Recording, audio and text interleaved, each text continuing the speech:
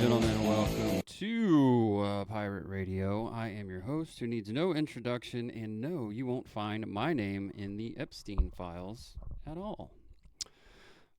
So, I don't really have a coherent plan for this episode. I'm just going to kind of ramble, and you guys are hopefully going to enjoy it and listen. So, there's a lot of stuff going on. I guess one of the things that bothers me more than anything, and yes, I know I harp on the right or conservatives or whatever they want to call themselves today constantly. Mainly it's because that's the side I not only have voted for, identify with, but also is the only one that's semi-coherent and not insane, usually. So I'm going to continue ranting and raving about so-called conservatives. And today, or tonight, I want to talk about the Daily Wire and the disappointment that they have been. There was a time at which I was a Daily Wire subscriber, paid the money, thought it would be, I don't know, I paid for a full year. I did not renew and have no plans to ever do so. And that was before I had kind of before they showed their true colors, if you will. Now, when I talk about the Daily Wire, I'm mainly talking about Ben Shapiro because he is he's partial owner of the Daily Wire, so he's going to set the tone. A lot of their talent, I do have enjoyed in the past and do like. Michael Knowles is, that arrogant smugness is pretty awesome. Andrew Klavan's pretty good.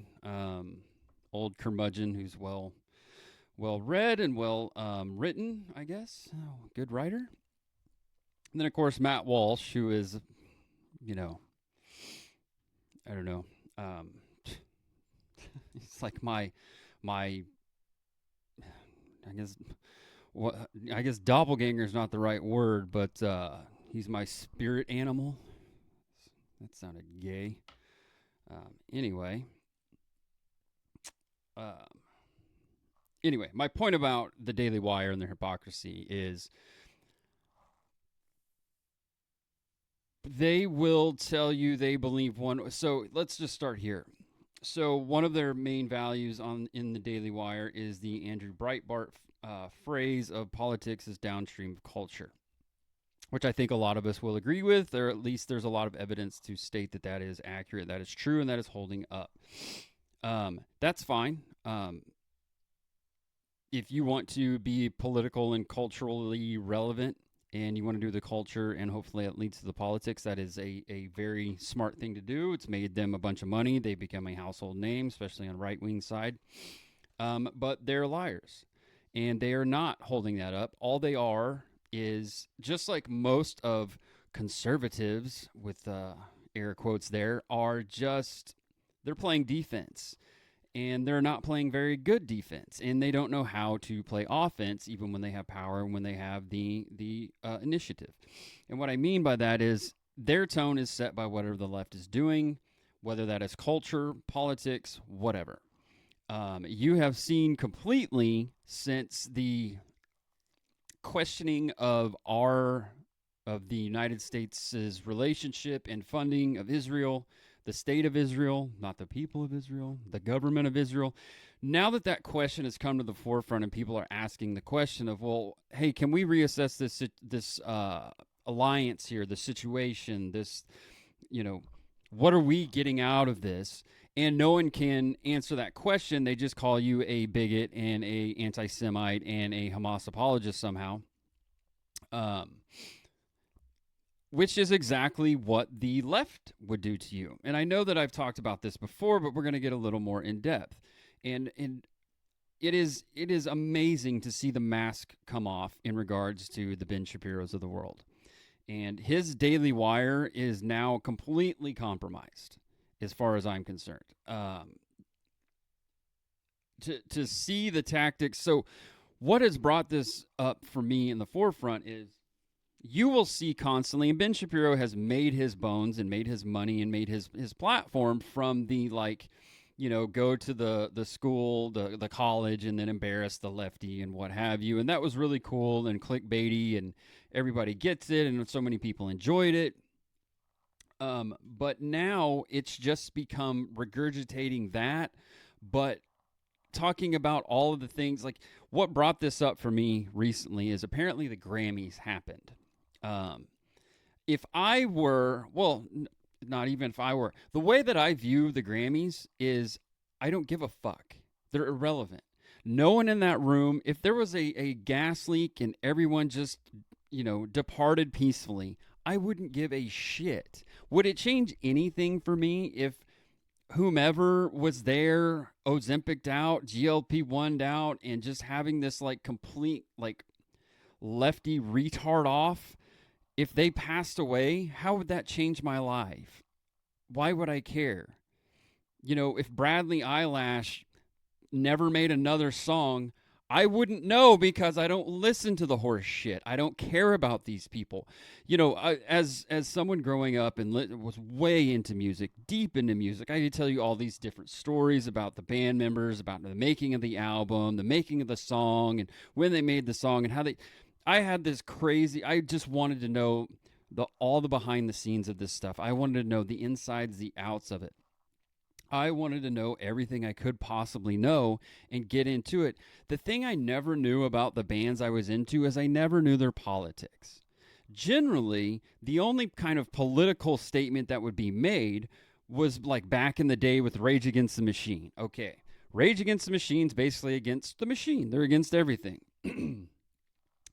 System of a Down, kind of the same way. They're questioning different things and they're talking about different subjects. You can go into like Metallica's And Justice for All album, which is about corruption within the body politic, but it's not taking a left or a right version. And all of these are taking just we're getting kind of screwed here. We don't like politics. We don't like the government. We don't like these overlords. We would rather have freedom. We would rather have our liberty. We would rather have, our rights completely fulfilled, whatever that means. And we don't, when you get into the case of like System of a Down, they were against the Iraq War, and they were right. For whatever their exact reasoning was, they were right, okay? Hindsight, time has won more arguments than facts ever have. So they were completely right. They were completely vindicated in that. At the time, I just didn't want them to be political, but they couldn't help it, and that's okay.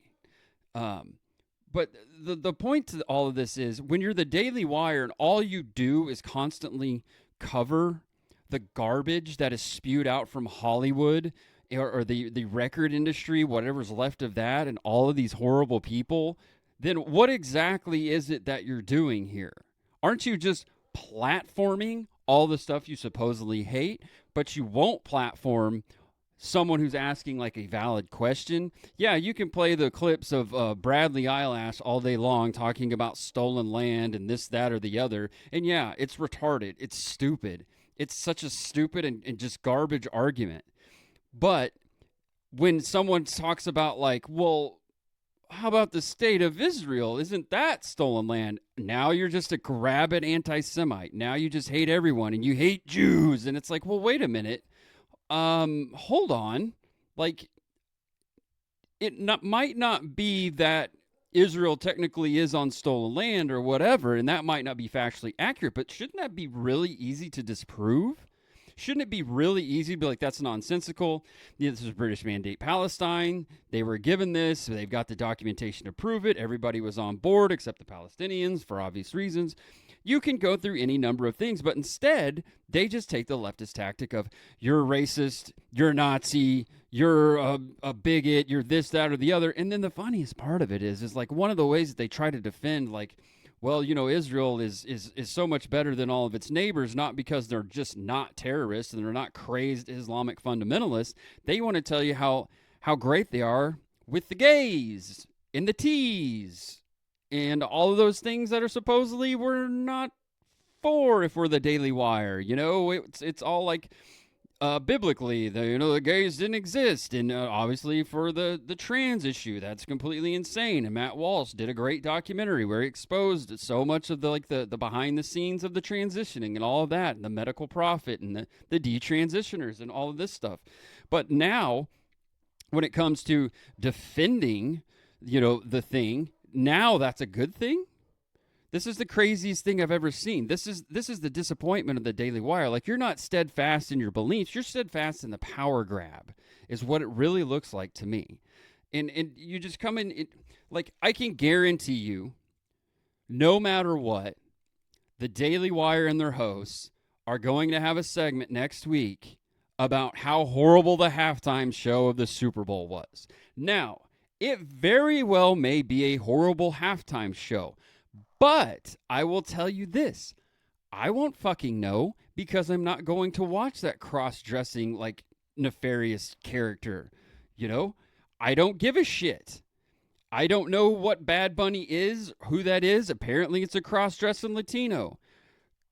Yeah, you know, whatever, dude. I don't agree with the NFL's decision. But I get to take a piss and a smoke break and, you know, hammer some shots or something. Like, now I don't have to sit there, like, and, like, whoa, I don't know. Maybe this will be pretty cool. I already know it's a dumpster fire, and I'm not going to watch it. But guess who will watch it? All of the cultural leaders of the Daily Wire. And not only going to watch it, they're going to have full commentary. They're going to show you the performance. They're going to break it down. They're going to show the cross-dressing Latino that they're supposedly so anti-against. They're going to force feed that shit to you on social media and anywhere else that they can.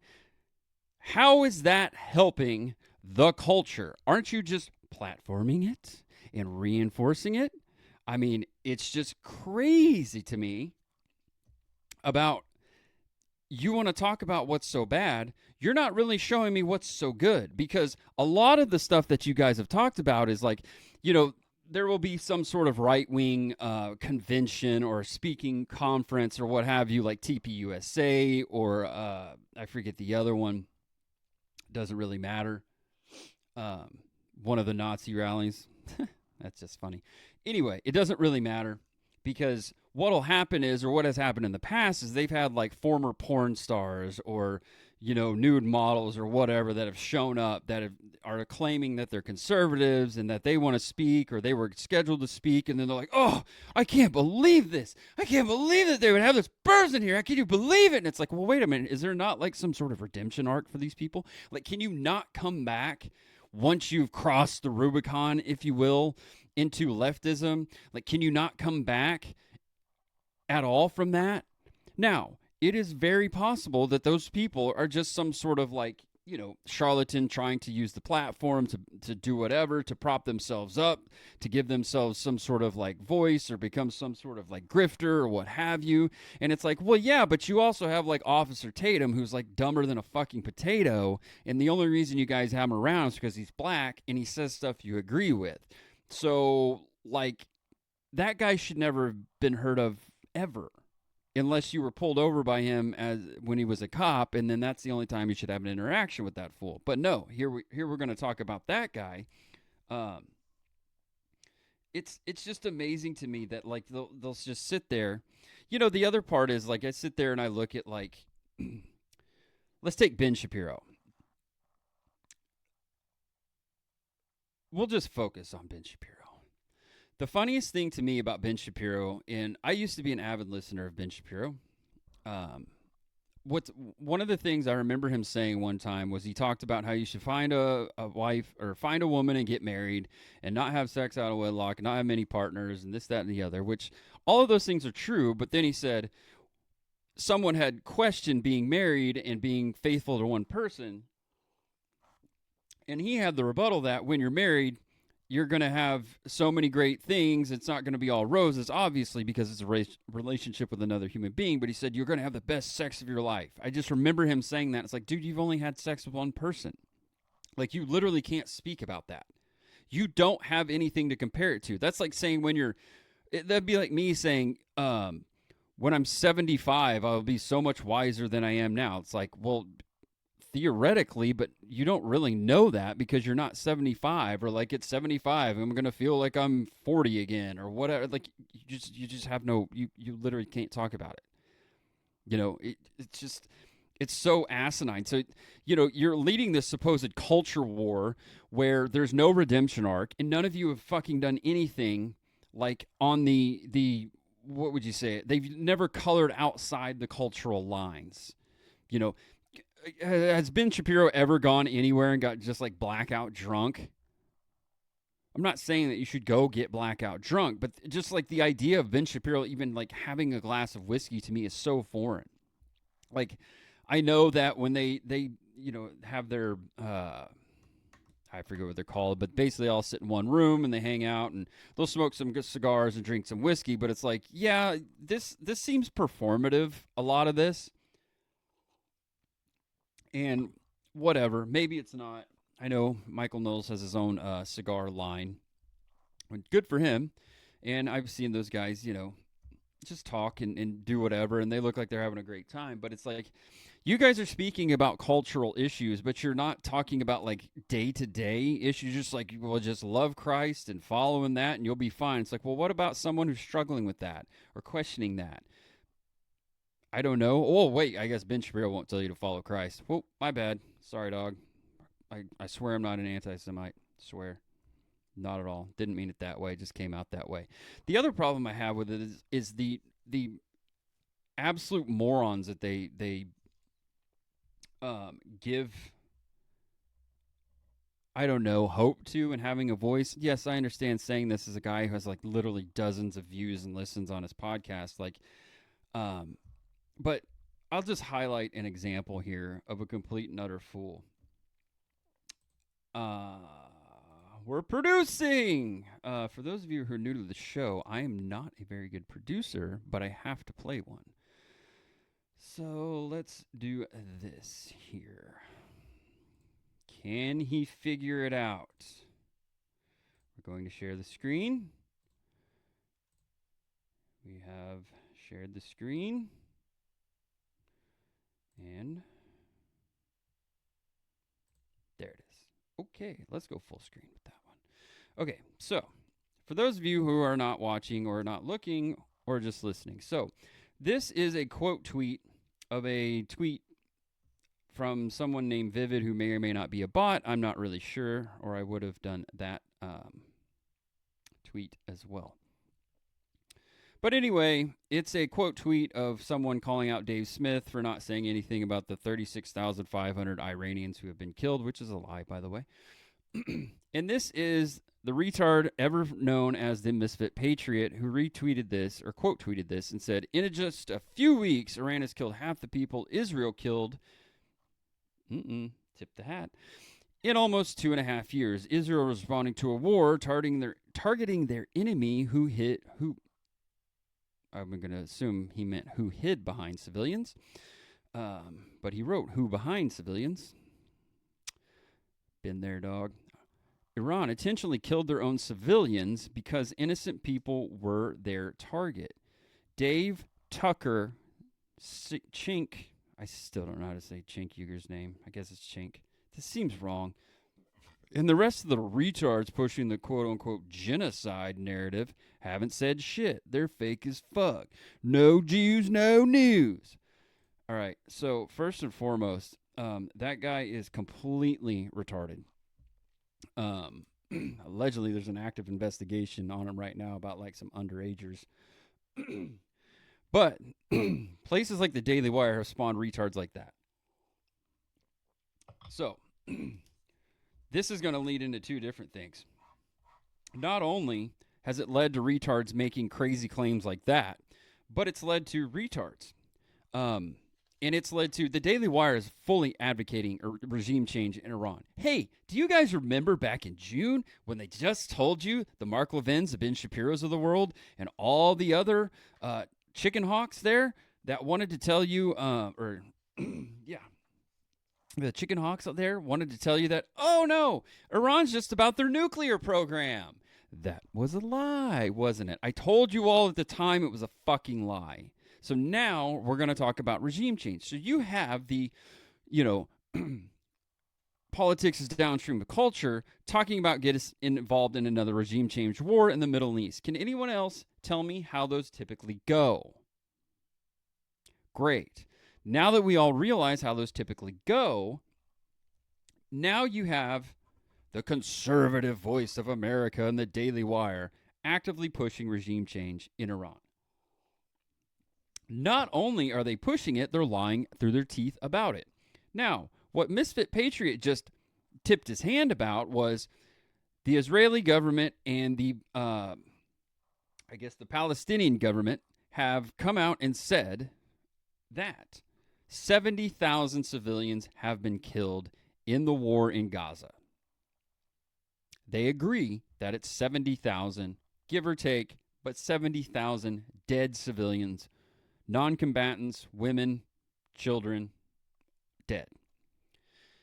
He justifies it by making the false claim that that's been 2+ years and the Iranians did this in like 2 weeks. Now, everybody who owns firearms, not everyone who even owns firearms, everyone who's familiar with like casualty events, familiar with battles, like World War II in the Pacific was some of the worst casualties, especially, if we're not going to count World War I, but World War I had some of the worst casualties in specific battles, singular battles that the world has ever seen. But those were long, prolonged battles that took a month or two. These weren't like campaigns. These were like trying to move the front line. So World War II was a little bit more of a direct kind of comparison to modern combat, if you will, at least modern tactics. Yes, I know they're different, but hear me out. World War I was somewhere between like a phalanx and World War II. Okay, so anyway, the point is, the idea that the Iranian regime, without using like bombs from the air, from airplanes and missiles on their own citizens, the idea that you could murder 35,000 people and no one see it, like, I don't know, on a fucking satellite, just the idea that you would be able to, one, murder 35,000 people, but also then get them out of the streets so no one could see it from said satellite, or take a picture of it and tweet it out, or email it, or whatever. Like, that is absolutely fucking ridiculous and a blatant lie. So, the Misfit Patriot has learned very, very well from the Daily Wire types and the former neocons that were in charge, some of which still are, of how to lie and try to subvert the actual truth and try to get his own country into another regime change war. Isn't that fun? What kind of patriotism is it where you want everyone else to go fight and die and for nothing? For nothing. We're still meddling in Iran. We're talking about bringing back the Shah, the Pahlavi. Are you fucking kidding me? They threw him out for the Ayatollah. Why are we still fucking around with Iran? Oh, they have nukes. They want to enrich uranium. Blah, blah, blah, fucking blah. Yeah, they do. You know why? For energy. Allegedly, as we've been told, allegedly, and actually there is some truth to this, that the sanctions have created an economic problem within Iran, to which whatever they call currency, I don't give a fuck what they call currency, some fucking shekel or whatever the hell it is, rubles or some bullshit, has basically, they're suffering somewhere in the neighborhood of 40 to 50% inflation. The middle class has gotten pissed off, so they took to the streets protesting and wanting a change and wanting the inflation to go away. Not wanting regime change. They just wanted all of the problems, economic problems they had, to go away. There's mismanagement of water as well. Tehran ran out of water, which is pretty wild. Good job on fucking up there, guys. But it really wasn't a regime change movement so much as it was a fuck you movement. Just like, if we all took to the streets in Virginia and said, hey, we hate this, repeal this law or whatever. It's not about regime change, although you probably do want regime change there in Virginia. But the point is like, you just want the law to change. You're not trying to like take up arms and overthrow the governor or the mayor or what have you. Like, that's not what it was in Iran. And that's until the outside forces got involved, like Mossad and the CIA and probably even some other people. some other groups. I'm sure British intelligence, MI6 is involved. But the point is like none of this shit is patriotic. None of this shit is conservative. None of this shit is culturally good or relevant. This is a bad thing to do. So the Daily Wire, using their platform to push wars and push death and destruction on American citizens and American soldiers and citizens by proxy, obviously, is just ridiculous. Do you think you're going to win the culture when you have a whole bunch of like dead people and amputees coming back stateside? And we sunk another. By the way, if you're a conservative, you're supposed to be like fiscally conservative. So we're going to sink another what? $50 billion or something in another shithole sand trap in the Middle East? And for what? How'd Iraq go? That work out? How'd Syria go? Now a head chopper's in charge. A former ISIS guy. Former ISIS. I don't know. It's like the Bloods and the Crips. It's blood in, blood out. And he's still alive, so I think he's still in ISIS. So whatever. Either way, he's a fucking head chopper. And he's the president of Syria, and he's met with the president of the United States in the Oval Office. So there you go. Head chopper got to go to the Oval, but you and I didn't. Isn't that cool? One of the things I wonder about, supposedly we're negotiating with the Iranians, and it's in bad faith because there's no way the Iranians are going to accept 0% enrichment. It's just not going to happen. And no ballistic missiles and none of this and none of that. Basically, they're almost like trying to, if the Iranians were to go with this, they might as well just fold up shop now because you're going to be neutered to the point of which Israel can just subvert you and take you down and do whatever and plunge you into chaos. You're just going to be neutered is basically what's going to happen.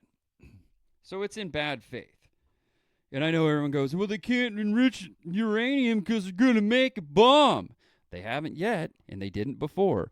Oh, hey, I thought we blew that all up, and that was over with, right? Again, another lie.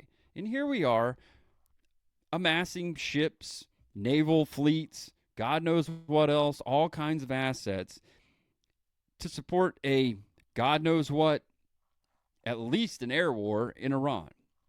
Now, I wonder, are we going to lead the air war? Or are we just going to be like sitting there as like a giant hammer out there in the sea that tells the Iranians, look, the Israelis are going to come in, they're going to bomb the shit out of you. You better not retaliate too bad. And if you touch one of our ships, then the hammer of God comes down upon you. I think that might be one of the plays here.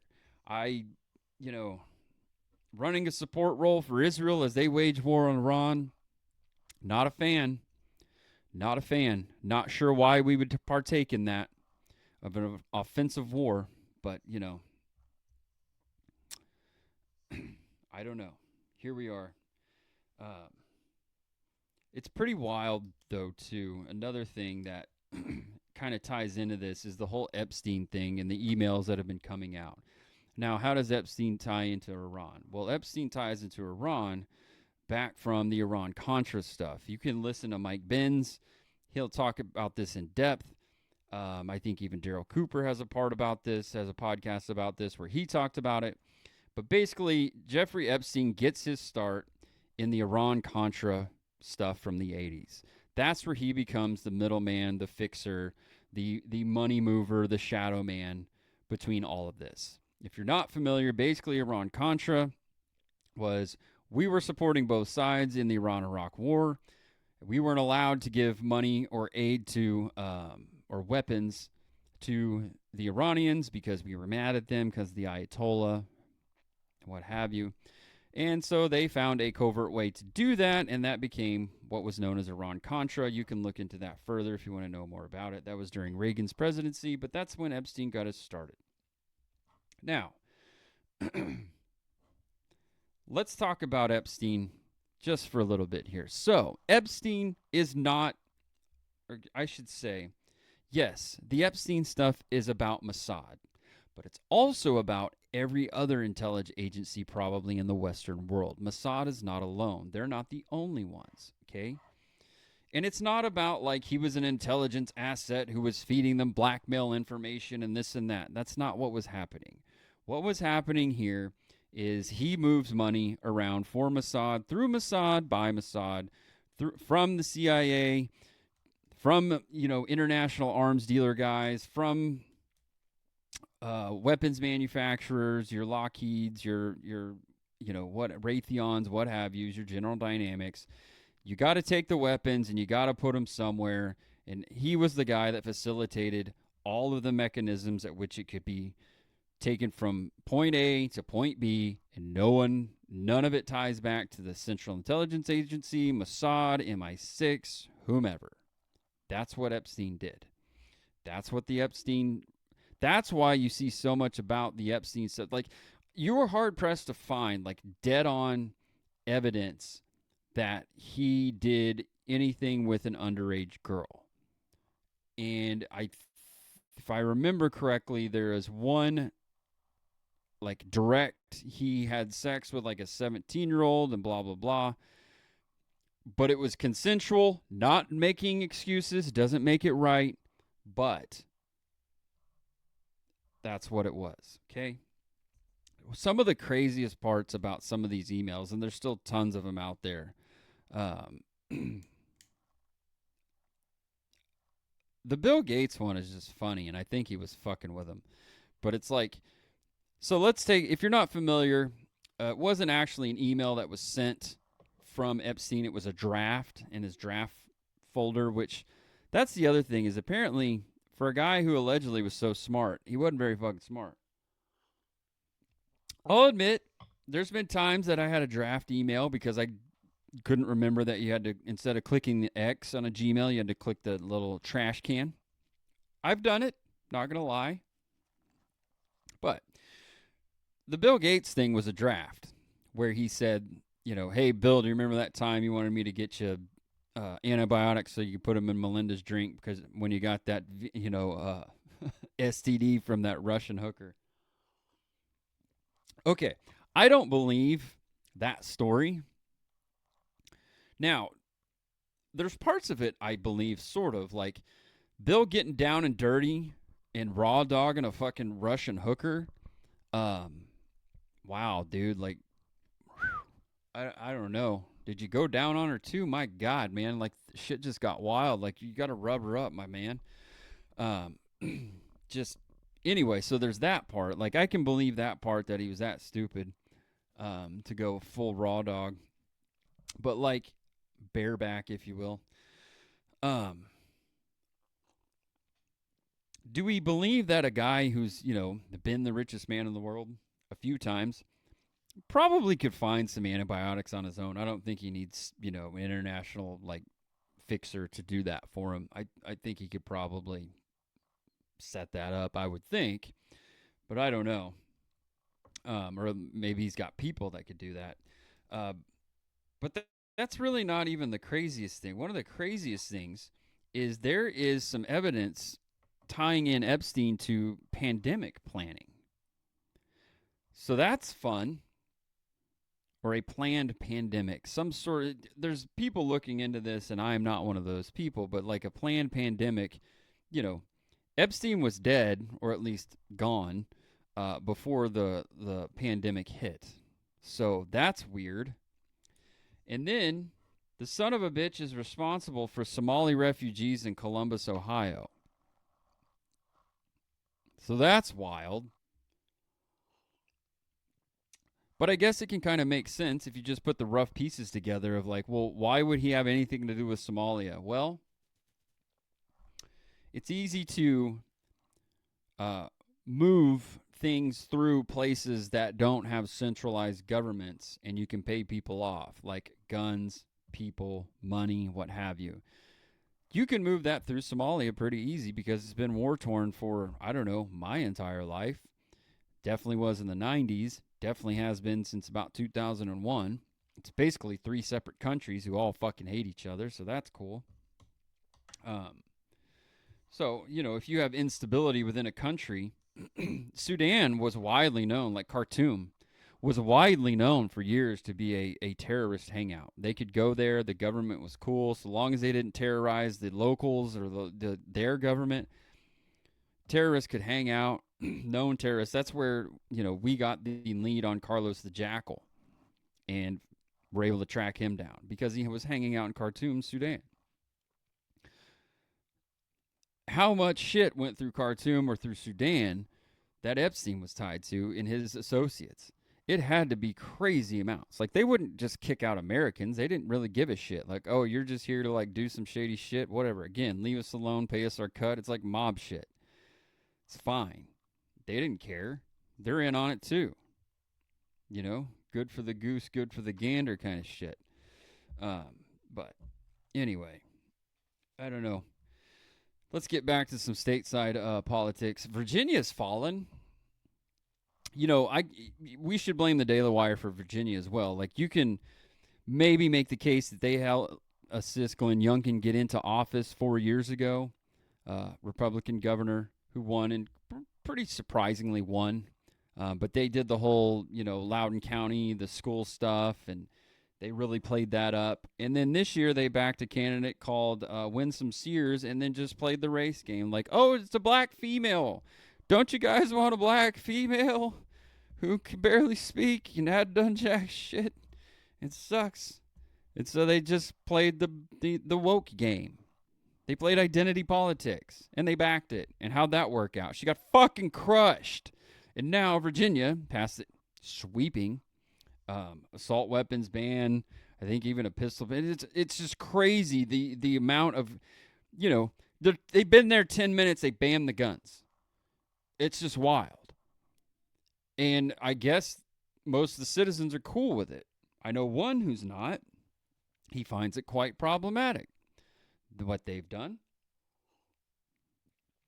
And then that's just the beginning. I mean, it's now they're gerrymandering. They're changing up the districts, so they're going to go and they're going to have a majority. It's going to become California in essence. It's going to be a Democrat stronghold. You're talking about a state that Trump almost won in the general. I don't think many people had Virginia like in play in the presidential election for 2024, but it was in play. It went late. It got called late. And now you have an absolute rabid leftist female cunt running it as the governor. Former spook, by the way, Abigail Spanberger. So you got that going for you. Thanks, Daily Wire, you dicks. You can talk about culture all you want, and culture is very, very important, but, what's the culture of the economic problems? The economic problems aren't being fixed. And you assholes are talking about going to a war with Iran. Like, this is your number one thing. We got to go to war with Iran. We got to do that. Oh, the Grammys. And then we got to go to war with Iran. You're not talking about, you've rebranded it as the affordability crisis, or at least the Dems have, or someone did. We used to call that inflation, like, I don't know, a year ago. So you're not tackling inflation. You don't give a shit about inflation. And so you can have all the culture in the world. Doesn't really matter when all of a sudden groceries cost 50% more than they did 4 years ago, 5 years ago, whatever. Yeah, the last guy didn't fix it. You're right.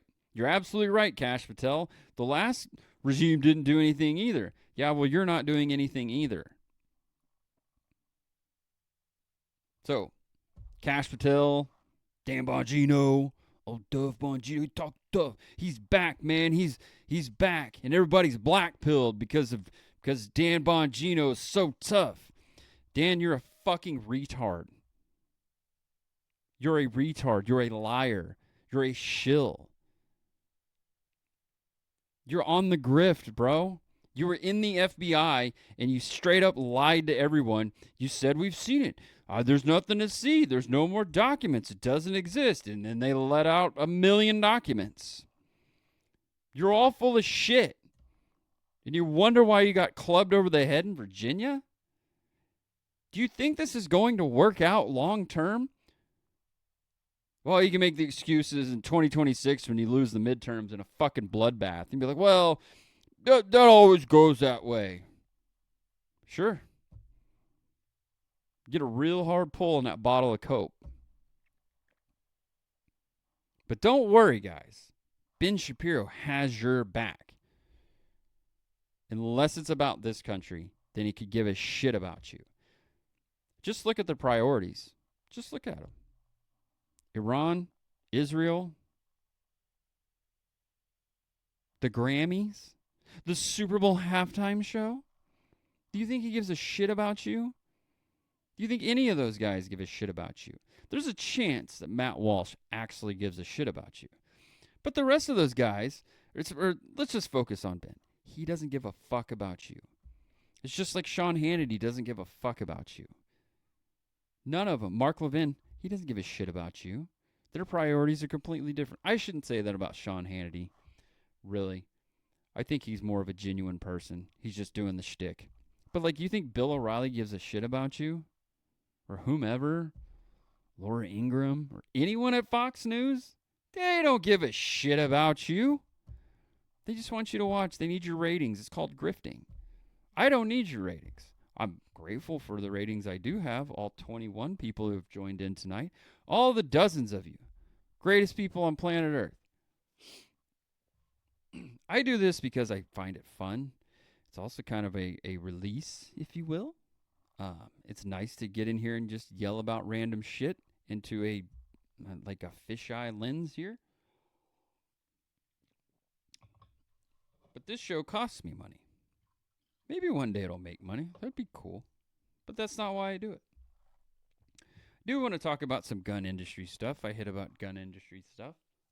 First and foremost, your boy has an application for a suppressor. Big claps there. Yay! So, hopefully, if I get approved, which I should by our ATF, I'll have a suppressor soon. I already have the mount, so that's cool. Be nice to have the suppressor. Already spent $200 fucking dollars. But anyway, Aero Precision's out of business. They just haven't admitted it yet. You know, Aero Precision has been one of those companies that I've always known of. I've never, as far as I know, I've never shot any of their stuff. I'm sure someone let me shoot their rifle that had an arrow lower. But here's the thing. Someone posted this earlier on the Twitter, and it's so goddamn true of, like, your lower really doesn't matter. Like, as long as you have a quality lower. Like, I got a lot of shit years ago because I bought and built an Anderson Arms stripped lower. And they're like, oh, it's the poverty pony. And it's like, that's fine. Your lower doesn't really have a whole lot. I mean, as long as the specs are there and everything lines up, your lower's not really it's like some integral crazy part. Like, that has to be to some specific spec, and it's got to be this. Like, it just needs to be strong enough to take the abuse from a 22 caliber round. So this whole thing of, like, I can't believe you would cheap out on a lower, and it's like, I can't believe you would spend $150 on a lower. Like, what? I'm not, like, you can 3D print a lower. It can be polymer. It's fine. But no, I guess, you know, if you want to be Aero Precision, it's going to take you $110 fucking dollars to get a goddamn lower. You buy them all day long from PSA, non-blim, just a good one. I shouldn't say good one, but non-blemished for $49.99 all day long. You get a blemished one, hell, I've seen them for $30, $29.99 for lower. Oh, it's blemished. Like, you go looking at it, you're like, I don't really see the blemish. And it's like, it'll be some tooling mark in a place that doesn't even matter. And it's like, who gives a fuck, man? We shoot our shit. We're not sitting in a fucking, in a safe. No safe queens around here. Well, that's not 100. Well, I can't have safe queen. I ain't got a fucking safe. But there are guns I shoot more than others because I don't want to ding up like a nice stock. I've got a Henry 22 there, lever action. It's got the walnut stocks on it, and I'd really rather not bust up the walnut stocks on it. It's a good-looking rifle, but I've shot the shit out of that rifle. But, like all the ARs you see behind me, I beat the shit out of those things. I don't give a fuck. That's right here is a Barrett Recce 7 that was originally $2,000. I didn't pay that, but it's got dings all over it and shit. You know, who gives a shit? I shoot the fuck out of it. I haven't cleaned it yet either. Close to 1,000 rounds to it. But that brings up the same thing with Arrow. I went on their website today, which so much of their stuff isn't in stock, so that tells me all the rumors I've heard are accurate. They got a complete AR for $2,000. $2,000 for an Arrow? What the fuck is this? And you wonder why you're bankrupt? Palmetto State Armory comes around and you get a complete AR. And obviously there's some differences there, but you can get a complete AR for $400, $500, somewhere in there. And you guys are selling for $2,000? What the fuck is this? This better be a sub 1 MOA rifle for $2,000 fucking dollars. Like, you can take the PSA lower and mess around, build your own upper, get a better upper. You can get a BCM upper and put it on your Palmetto State lower, and you're looking at around $1,000, give or take, depending on what you do with that stripped lower, triggers, and what have you. $1,000, $1,200, maybe you can have a badass rifle. Like, what's the $2,000 Arrow rifle supposed to do for me exactly? We're not going to combat, and if I'm going to spend $2,000 on an AR, Noveski is there. Like, that's where you're going to go. And that's before we get into the quality control issues that I've heard from Arrow about, like, their barrel ports and some of the finishes on their on their barrels and things like that. And it's like, man, you're charging $2,000 for a fucking AR. I mean, that's wild. That is absolutely wild. And that's why you're now defunct. And you're out of business. And all of your shit. I mean, if you take the average gun owner or even the above average gun owner, and I hand you 2 stripped lowers that have no markings on them, you don't know who made them. Can you really tell me the difference between those lowers?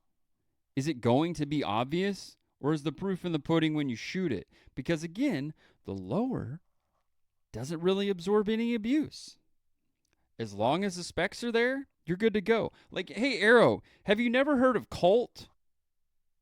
Like, this is what happened to Colt, is they made, of course, they, made the M16. They bought all the stuff, the AR-15 plans, the technical data package from, they didn't buy it from Stoner. They bought it from, what was it? Not Republic.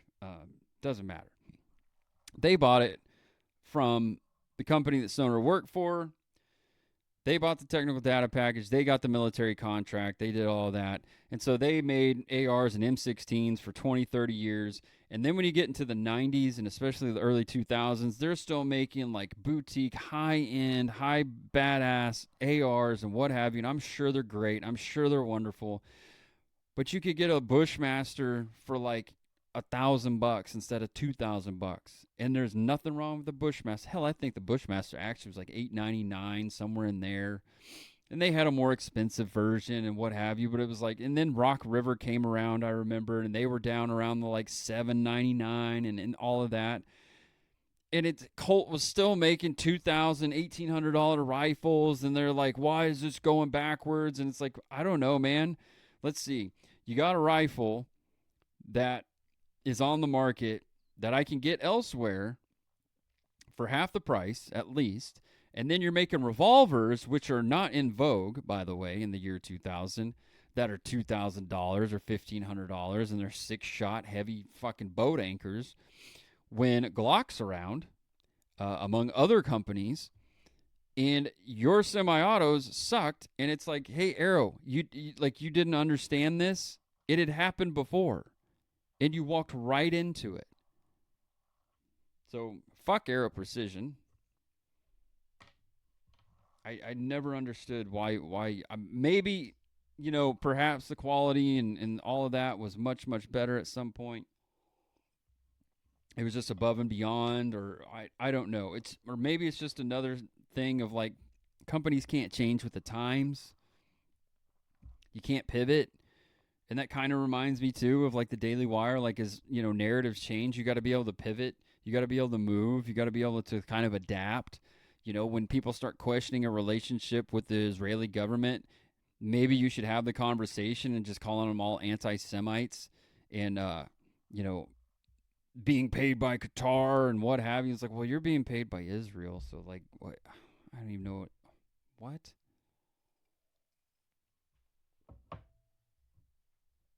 I don't know. I'm running out of fucking steam here, but we're almost to an hour, I think. Doesn't really always have to go to an hour, dummy. Oh, by the way, I got a new hoodie. If you couldn't tell, from my guy Cywear. I think it's a guy. Hell, I don't even know. But anyway, took a little while to get here. Pretty legit though.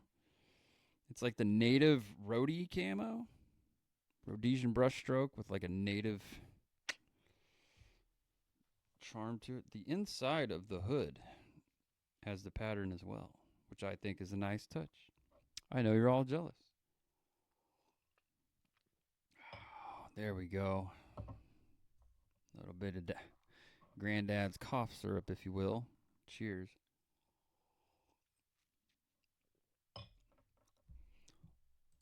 Holy shit, the owl's awake.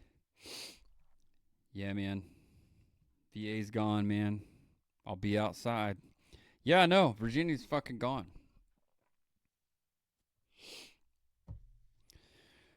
The greatest irony of Virginia like falling like that is it's the home of Robert E. Lee. You know? That's kind of what spawned the greater Civil War, if you will. We can talk about, and I know Jake will tell you that the Civil War started between Kansas and Missouri, and I'm not saying he's wrong, but and there's others that'll tell you it started at Harper's Ferry, and I'm not saying they're wrong.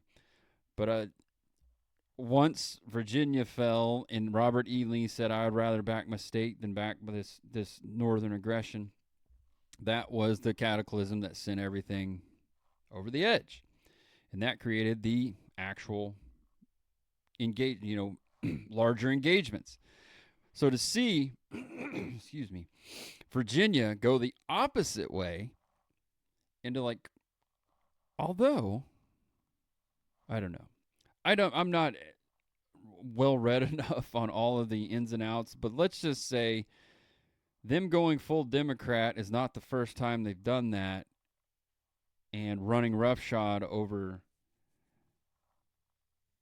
people's rights, I guess. I don't know. It's just wild, this like, oh, it's just wild that Virginia has done what it's done, that they've gone that deep. Like, you know, the Civil War, despite what your history books might have told you, was about states' rights and states' determination. And now I guess they think it's the state's right to restrict your gun rights, which it's not, because there's a federal document that says, nah, bro, you can't do that. Like, shall not be infringed is pretty obvious. And yeah, I know all the retards out there will be like, it means in a militia. You got to be in a militia. And it's like, fine, I'll fucking start a militia. I know, guys. So now we're in a militia. So now give me my fucking belt-fed 240s and shit. What are we talking about? Can I have an RPG, sir? I saw a kid today on video. I say kid. I don't know how old he was. Looked like a Ute in France that somehow got his hands on a fucking hand grenade and threw it into a beauty parlor or some shit. I don't know. That was wild. Can I get a hand grenade? Get the old spicy pineapple? Yeah, you there in Virginia, you got your work cut out for you if you're going to stay. Maybe they'll amend the Constitution, dog. I don't really know how that works with an estate. Do the counties have to ratify it? Or you just go to your, you got a House of Delegates or some shit? Forget what you call it over there. I know it's something different. It's like the retards in Louisiana. We ain't got counties, we got parishes. Yeah? Well, I hope you don't perish in a hurricane. I don't know, man. Virginia's fucking gone, bro. You're going to have to fight your way out of that shit or leave. And, I don't know. I don't know.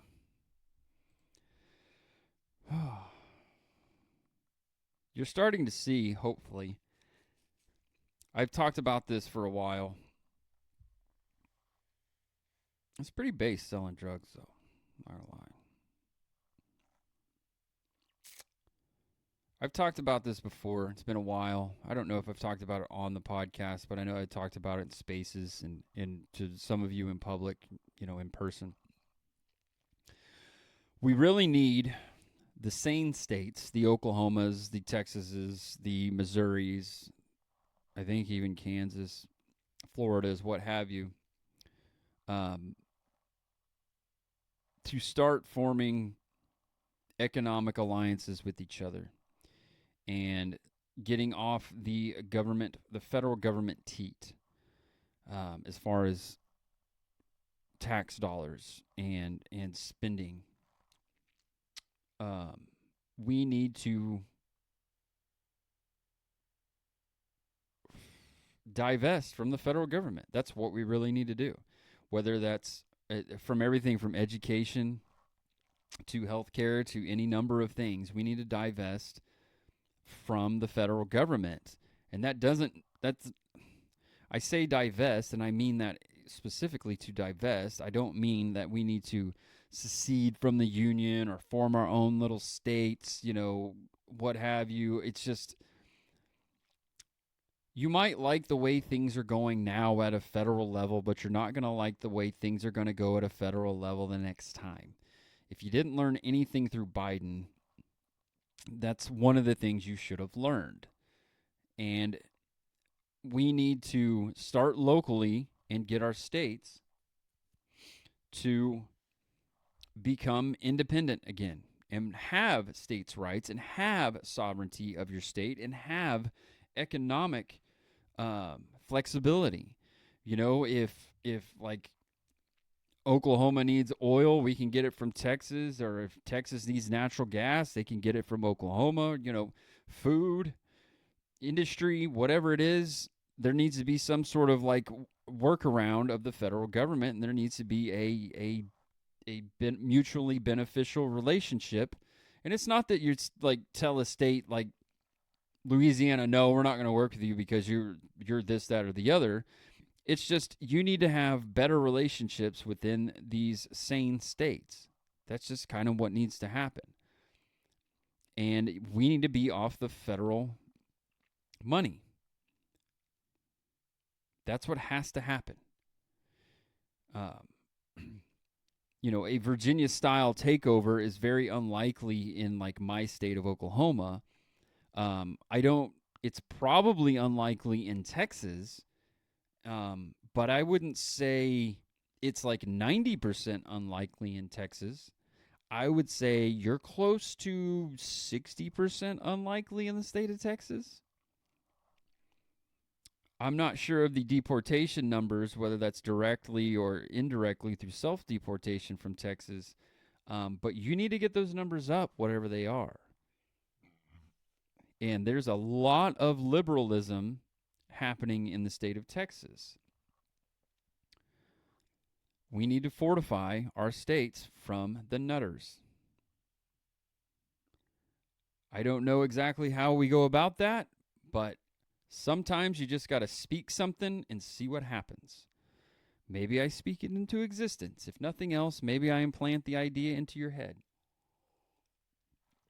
And we just kind of go from there. But not quite sure how it all works out. Just pretty sure it will work out. Hopefully it works out the way you like it. I don't know if it will. Worst case scenario, we always have a reset button sitting behind me, kind of to my right. Hopefully it doesn't come to that. But if it does, you should probably be prepared. And with that said, and a possible rejection of my suppressor application because of the things I've said tonight, if the ATF hears them, or possibly even the FBI, or both, I did call Kash Patel a googly-eyed fuck a few times this week, and he still is a googly-eyed fuck who's completely let us all down. But my point was, I forgot what my point was, if I'm being honest. I thought I would remember by saying my point was, but I didn't. That didn't happen. Anyway, it's that point in the show where it's at the end. And I thank everybody for hanging out. You guys are the greatest. All of my regulars here. I appreciate it. But until next time, everybody keep your wits about you. Keep fighting for what you believe in. But most of all, remember what it is that you're fighting for each and every day. Peace.